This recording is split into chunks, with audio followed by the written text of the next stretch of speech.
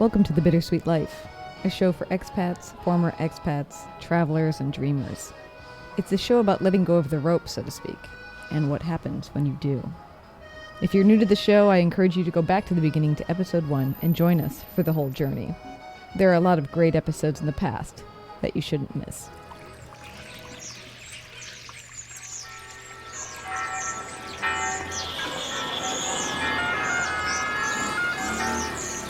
Welcome to Rome. This is The Bittersweet Life with Katy Sewall and Tiffany Parks.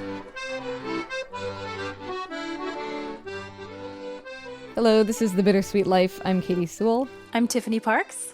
Last week we talked all about transitions with a guest named John Wynn, who is a psychiatrist and organizational consultant in Seattle and former expat. We didn't totally cover it with John last week. Do you feel like we did, Tiffany? I definitely think that what he has to say is interesting, so I'm interested to hear what else he might have to say on the subject. Yeah, so there was a little bit more that we didn't play last week that we wanted to tackle this week. This sense that a lot of expats have that they didn't belong in the country that they were raised in, that they felt more comfortable and at home at other parts of the world. And that brings up a stereotype that outsiders often looking at expats feel is that why can't they cope with their home culture? If you are an expat, particularly a long-term expat, you're going to hear it from your family at some point when you go back. You're going to get, especially if you have a really critical sister like I do, you're going to hear, what are you running from? When are you moving back? Are you done with your little European adventure yet? Now, I have to say, my sister doesn't actually say these things to me. I think because she's figured it out at this point that it's very unlikely that I'm coming back. But I think a lot of expats hear that. When it comes to expats, there is a stereotype that expats are running from something. Is there something to that, the kind of people who become expats? So I asked John Wynn about that, and here's what he had to say. I often think of the comment from The Lord of the Rings, Tolkien's statement, "Not all who wander are lost." Some people are meant to settle down, stay one place, and be there perhaps their entire adult life. Other people are much more comfortable moving from place to place. I would not pathologize that. I wouldn't think that that means there's something wrong with them. I think it is just a different personality that has different needs. Sometimes it's a need for novelty, a need for change. So you go somewhere, you hang out there for 3, 5, 10 years, and then there's a been there, done that kind of feeling that leads you to another place. And that may be moving from Capitol Hill to Queen Anne, or it may mean moving from Queen Anne to Zimbabwe, depending on your opportunities and your inclinations. There are, of course, people who are restless and not really happy wherever they go. And sometimes they're looking for the geographic cure that externalizes their dissatisfaction instead of looking within where the dissatisfaction really resides. So these people have serial relationships, and none of those relationships are really sustainable. They grow stale, they become conflictual, or they just sort of die of their own accord. And eventually, where they're living is suffused with those failed relationships, and it's time to go, But again, I think there's an enormous variety of folks who have these creative impulses that lead them to move from place to place, and they wind up feeling productive and successful in each place. They establish new relationships in each place and often maintain those relationships over periods of decades. And then there are others who are chronically dissatisfied and looking outside for what is probably inside. And how much does fear come to play in all this? One of the reactions I got when I decided to move abroad was a reaction from some people that say, well, I could never do something like that. Never. And I feel that in ourselves and coming back to Seattle, which made the most sense, our family's here and all of our job connections are here. But sometimes we ask that question, are we still here just because we have all these connections and we're afraid of starting at the baseline if we were to go somewhere else, even though we just did that last year? So I guess that's one of the questions is fear. How is it controlling what I'm doing and what other people are doing with their lives? It's a wonderful question, and I understand that when you guys moved, your husband had a position in Rome. He had this fellowship. And so part of it was prepackaged for you, and there was already a situation that was well defined for you. There is often a kind of arousal associated with anything that is new.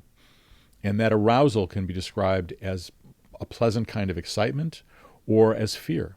When we think about the novelty of moving to a new place, whether it's the novelty we anticipate or actually the novelty that we experience, there's always going to be some level of arousal.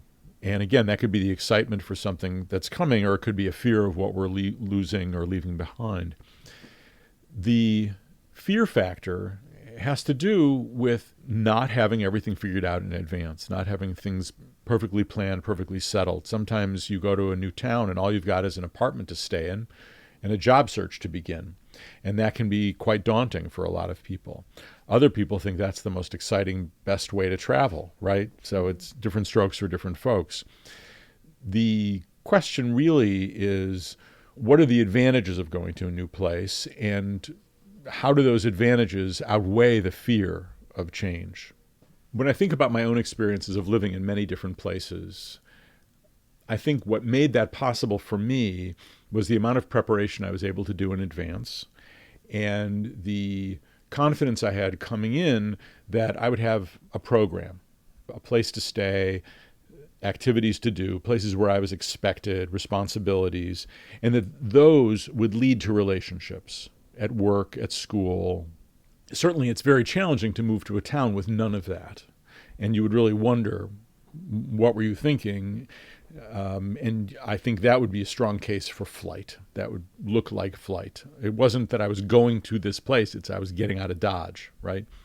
So what about people who are offered the opportunity to relocate and decide not to? Oh, I could never do that. I could never move so far away. Why the resistance? Why the reluctance? Well, sometimes it's just a matter of not messing up something that's working very well. If it ain't broke, don't fix it. Why should I leave this town where I'm so settled and everything's going so well? And of course, the answer is think of the exposure, the opportunities, the new insights you'll have from living in a totally foreign culture. And the answer is, yeah, but I'd miss Seahawks games, and I don't want to go without the Mariners season, or my trips on the ferry, or the opportunity to hike at Mount Rainier. So there are very personal decisions, preferences, and priorities that come into play. I feel like I've benefited so much from having lived in several foreign countries that the reluctance to do that, I think of that as unfortunate. I think everybody should have an opportunity to live in a very different culture if they can. The fear should be addressed proactively by making plans, making connections before you get wherever you're going, and knowing that things will be uncertain and not completely settled for a while once you get there, as long as you have at least one solid project to sort of keep you grounded while you wander about otherwise. I lived in Geneva, Switzerland for a while, but I was well connected at the university before I got there. I arrived with nowhere to stay. I had a family of a friend who arranged for me to have a place to stay for the first few weeks while I looked for an apartment. So for a while, I had daily activities at the university, but then I was scrambling to find a place to live. Well, that worked out fine. Because I did have a place to stay while I was looking for a place to live. And I did have a university setting where I was meeting people and making friends and sort of establishing myself. Different people need different levels of prearrangement before they go into a new situation. I'll say it another way. We experience transitions in very different ways, sometimes with a lot of fear, sometimes with even joyful expectation.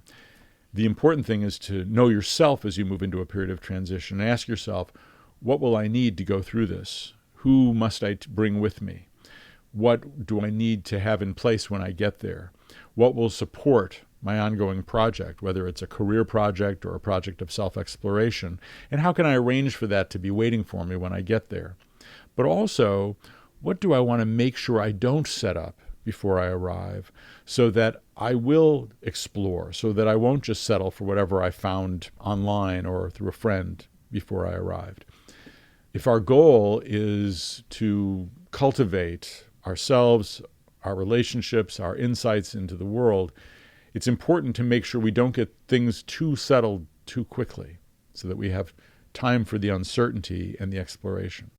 So that was John Wynn, psychiatrist, former expat, organizational consultant in Seattle. If you want to hear more from him and you missed last week's show on transitions, then you can hear a lot from him on that show. And I should reiterate that he made a generous offer to our listeners that if we get enough interesting questions, we might want to call upon a psychiatrist to answer. He's willing to let me come back to his office and ask your questions to him to get answers. So for those of you who are expats freelancing and don't have the money for psychiatric help, here's your chance. Sweet. Email us at bittersweetlife@mail.com or leave your question on Twitter, bittersweetpod, @bittersweetpod. That's our handle. Mm-hmm. We will be listening. We will be listening, and I will be making a list. What stood out to you from what he said? I was really fascinated with this idea of the arousal of newness that he talks about. This idea that you can almost get off on all of the novelty of being and living in a new place. And it made me think about the literal arousal that you get from being with a new partner and how exciting that is. All of those moments, the first moments together, even simple things like holding hands or a first kiss or the first months of a relationship, how exciting that is. And some people find that so exciting that they can't move on past that. And you find a lot of people who get into these serial short relationships, and once the newness fades, they get bored and they need to move on to someone else. And so he brought up this idea that there may be expats who are doing the same thing, who are moving to a new place and they're getting so aroused. I mean, that was the word he used, obviously not in a sexual way, but in a visual or personal growth sort of way. This view that I have, it's not the view that I had yesterday, and find all of these exciting new things about the place that you're living, and it might be so exciting to you, and you might love it, and then eventually it might fade, and it might become your real life, and that might not be good enough anymore, and you might need to move on. And so as an expat, you do kind of have to be careful that you're not falling into that sort of a trap. Well, is it a trap? I think it could be a trap. I mean, as anyone who's in a long committed relationship knows that as amazing as that newness feels, and it's amazing, it doesn't compare to having real, deep, lasting mutual love for someone and being in a committed, loving relationship. I think it's kind of like the difference between, I don't eat meat, but like a burger and a steak, that kind of analogy. Or someone would say the difference between porn and sex. So I think that newness is great, but you don't want to fall into the trap of feeling like you can only enjoy something if it's new. If you can only get excited about your partner when they're new, then that's like signaling a problem in my mind. And if you can only get excited about the place you live if you've only been there for 3 months, then I think that might be a problem too. So how do you differentiate between not having any stick-to-itiveness? Is that a word? Stick-to-itiveness? Stick-to-itiveness. I think so. Okay. I think it's a fake word. Sounds fair enough. How do you know that you can't stick to something? I'll just put it that way. Versus that you're just bored, or maybe not even bored, but just done with the location that you're in. I don't know. I don't know. Because I'm not a serial expat and I've really only lived, with the exception of a few years in university in Canada, I've only really been an expat in Rome, and I've been here for a long time. So I can't really say. We should get in here someone who's lived in many, many places. I mean, part of me totally envies that, because part of me is like, oh my God, I would love to live in Amsterdam for a year. I would love to live in the south of France for a year, maybe in Madrid, maybe in Australia, Bali. Like, I love that idea. And ideally, I almost would like to do that. But in one of the first podcasts that we taped after you came back to Seattle, you mentioned something about being back in real life. For me, I mean, I have lived in Rome for over 10 years. So for me, that is my real life. And that is my 9 to 5 and my get a job and go to work and all of those kind of quote unquote boring things that come along with your day-to-day life, if you're an expat in a city long enough, you will have to deal with those things. So it's not like if you move abroad, you're never going to have to deal with getting up when you don't want to and going to a job that you don't like. Let's just hypothetically saying you don't like your job. So maybe an expat who's constantly changing cities is trying to escape that real life. It could be that they are not growing up to a certain degree. To a certain degree. I've noticed that with a lot of expat friends of mine. Not so much the ones I spend a lot of time with now, because they've really, most of them, integrated into society. But when I was a full-time tour guide and I was spending a lot of time with people who were the kind of expats who do seasonal work, who come and live in a city for 6 months, make a bunch of money, and then go back to wherever they're from, or go somewhere else for another 6 months, and then move back. And they don't have roots anywhere. Yeah, there's something really attractive about that lifestyle. But on the other hand, you're not connecting to one place. It reminds me, I don't know why it reminds me of a story, but it reminds me of a story of a guy that I knew once who was married, and him and his wife decided that they weren't going to just get married, they were going to get married in as many cultures around the world as they possibly could. And so they went all over the world, even got their rings blessed by the Dalai Lama. Wow. Like really extensive. Went out to some tribal village in the middle of rural Africa and were married there. All sorts of crazy things. And they had this amazing photo album of all the different places and all the different cultures that they were married in, and all these stories about the different traditions of marriage. But my question for him after looking through this book was, well, where is your wife? And he said, well, after all that was over, we just didn't really get along. They got divorced? Yep. Did they have to go back to all those places to have divorces?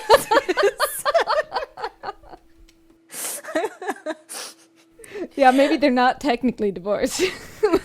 I don't know. Oh my God, that is horrible. That is so sad. Mm-hmm. But I think it is kind of telling in a way. I don't think that necessarily that would have to happen, because some people just love to travel and love culture, and they would do it for that reason. But yeah, that's incredible. But it's a good illustration of what you're talking about. Mm-hmm. Addiction to cultural experiences, but it was also an addiction to newness.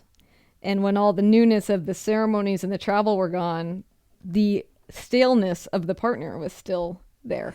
Yeah, I mean, at least I've never heard of any couple that has been able to hang on to the excitement and the romance that you have in the first few months of a relationship. Now, you can have the most romantic partner in the world who can, serenade you and bring you flowers when you've been married for 40 years, and there are people like that. But it's never like that excitement, that thrill, that butterfly in the stomach. I mean, especially if you have kids with someone, you live with them, you see them in their worst conditions. You see them when they're sick and they see you. You see them on the toilet. Like, there's a certain amount of familiarity that you can't get away from. And in a sense, you can really compare that with living in a city. I mean, for me, living in Rome, if I were a tourist and I came to Rome and I saw just the Colosseum and the Spanish Steps and Trevi Fountain and Piazza Navona, I would think, wow, Rome is a really, it's perfect. There's nothing, well, actually, I wouldn't think that, because there's a lot of garbage even in the center of the city. But when you see the underbelly of a city and you see the kind of dirty side, and you get out into the suburbs and you see the low rent apartments of the projects, and you see slums and gypsy camps and all the kind of things that you find in the urban sprawl in any major city. And it's kind of an unattractive thing. But if you don't see that and you don't experience that, can you really say you know a city? That is a fine question. I'm going to just let it hang there for a minute. I don't know if that has anything to do with what we've been talking about. But I do think that getting over that newness stage, I mean, you've got to do it. Even if you don't stay there forever. It's like those marriages that end after 6 months. It's like, come on, you didn't even try, Like 6 months, come on. What about the stuff that he was talking about at the end there, where he said that everybody has their different phases about how many plans they have to have in place before they're willing to move to a new place or try something new out versus how much they don't want to set up so that they have the element of surprise and exploration. You moved abroad much more recently than I did, so maybe you should answer that. Like, how much did you set up, you and Derek, when you were planning your move to Rome? Well, very little. I mean, what we did set up was that he was in a program and we knew what that program was going to be. That's a big thing. That's already a pretty big thing. We had a temporary apartment, but we didn't really know where we were going to live. So I guess we also had a place to land when we got here. And the biggest plan of all, you were there. And now I didn't necessarily set that up, but it certainly worked out well. It was a very nice coincidence. Yes. It would have been a very different year if I knew no one and I also wasn't involved in a program, if it was just me. It would definitely. I had a lot less when I moved to Rome. I did have a place to stay because I had some relatives. Yes, you've mentioned them before. I've mentioned them, yeah. So I did have that sort of safety net, which I think is kind of it's really the bare minimum. Unless you have so much money that you can afford to rent a super expensive temporary apartment or stay in a hotel, you need to have something set up. You need to have a 1-month apartment or you need to have someone that you can stay with. Otherwise, you're just going to spend so much money looking. But I didn't have much else. I definitely didn't have any friends. I didn't have a job or any kind of program. Do you remember the very first step that you took toward getting employment when you were illegal? Oh, yes. I can tell you the exact moment. Okay. I was in Trastevere. I didn't even know Trastevere. Honestly, I had been to Rome many times, but I had never been to Trastevere. Maybe because it's on the other side of the river. I had never ventured over. But I was on the airplane and I was moving to Rome, and this woman who was an expat, I don't know if she lived in Rome or not. She was a lot older than me. She said, "Oh, you should live in Trastevere. That's where all the young Americans live." And so I was like, "Okay, I'll look into it." And I ended up going over there and falling in love with this neighborhood that's just so picturesque and so adorable. So I was desperate to find an apartment in that area, but this is before internet was so accessible. Like, the people I was staying with didn't have internet. There were no internet cafes in the area I was in. So if I wanted to look for an apartment, I had to take the massive trek on public transport to get into the center, to get to Trastevere, and just wander around trying to find notices for rental apartments. So I was looking for an apartment. I was walking through the streets. I was so lost because Trastevere is like a labyrinth, and I didn't know it at all. And I saw a kid, a young man, who looked like he could be American, and he was carrying a yoga mat. And I, at that time, was a yoga teacher. That was my plan initially, was to teach yoga. That's actually my first job in Rome. So I followed this guy. I was like, I'm just going to follow him and see where he's going. And I eventually caught up to him and I said, "Is there a yoga studio around here?" And he said, "Yeah, there's one right around the corner." And I went there and I got them to give me a job. That's great. So that was it. So did you have the job before the apartment? I don't think so. I think it all happened kind of around the same time, like in the same week, which would have been maybe my second week in Rome. The hardest thing, and I've talked about this before, the hardest thing for me was making friends. And I'm a very outgoing person, so that was kind of a surprise for me. But I think today it would be much easier with Twitter. I found that people on Twitter are particularly open, especially in the expat community. If you develop an online relationship with someone on Twitter who lives in the city that you want to live in, and then you eventually move there, you can probably get some people to go out to lunch with, and you can start to slowly develop a community. There was nothing of that when I moved to Rome. There was no expat groups. There was no Facebook. So I was sort of awash in this sea. I knew there were expats out there. I just didn't know where they were. Oh, well. But, I mean, going back to the original point, I guess it just depends on the individual person. There are people who are planners. There are people who wouldn't dream of going on vacation without having every single day mapped out, the itinerary done, travel insurance, all the restaurants picked in advance. And there are people who go on a vacation, they don't even have a hotel, and they just wing it. Mm-hmm. It depends on the person. I'm the worst combination. I'm a person who likes to have a lot of it planned, but I don't want to have to plan it. That's nice. It's nice for your husband. I suppose that's what cruises were created for, right? But I can't bring myself to Probably. go on a cruise. I don't blame you. Anyway, we should probably leave it there. Don't you think? Okay. All right. This is the Bittersweet Life. I'm Katy Sewall. I'm Tiffany Parks. Follow us on Twitter. Maybe There you'll you make some go. new friends at Bittersweet Pod.